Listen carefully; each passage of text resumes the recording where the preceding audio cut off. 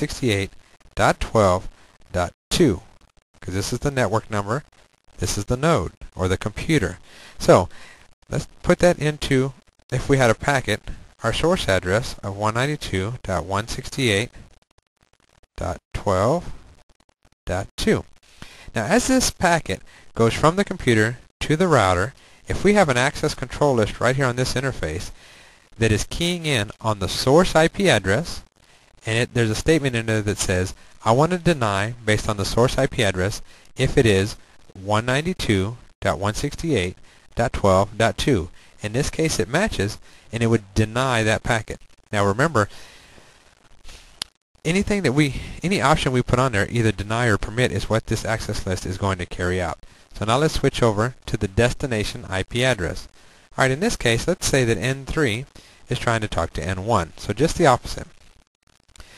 And N3 is sending a packet to N1 with the destination address of 192.168.12.2.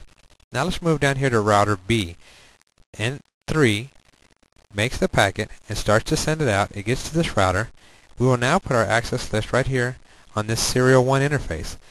As that packet tries to go out that router, it's going to match it against the access list, and it's going to say, if the destination IP address is 192.168.12.2, let's deny that packet. And that's exactly what we'll do here.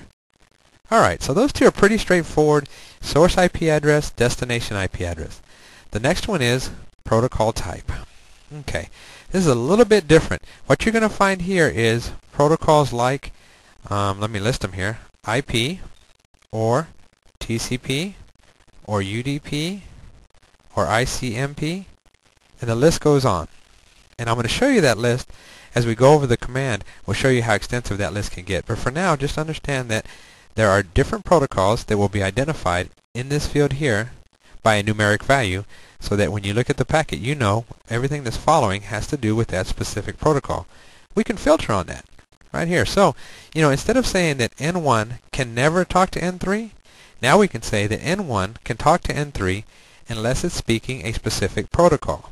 Maybe to make it easier, unless it's speaking a specific language. So let's say that our access list here said, nobody speaking Spanish can go out this interface. Or, you substitute Spanish for ICMP, nobody speaking ICMP can go out this interface.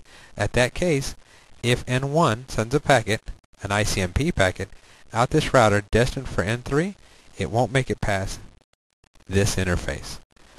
Alright, now, the next two, source port and destination port, this is where we feel like maybe we're hunting for Easter eggs, because if you look at all these fields, nowhere does it say source port or destination port.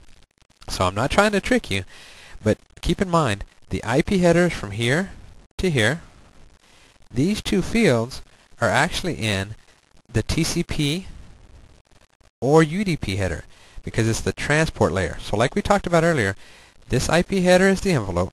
Inside the envelope, we have a TCP header and the data.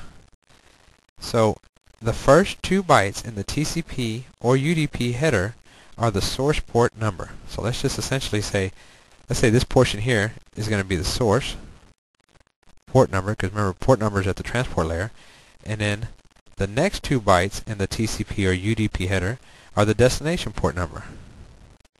So the next section is destination.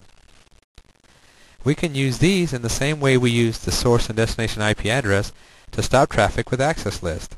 So if a packet is coming from N1 to N3, it's a TCP packet, and it's using, let's see, for the sake of argument, port 21, so it's FTP. It'll go to this point here, it'll say no FTP is allowed because port 21 for TCP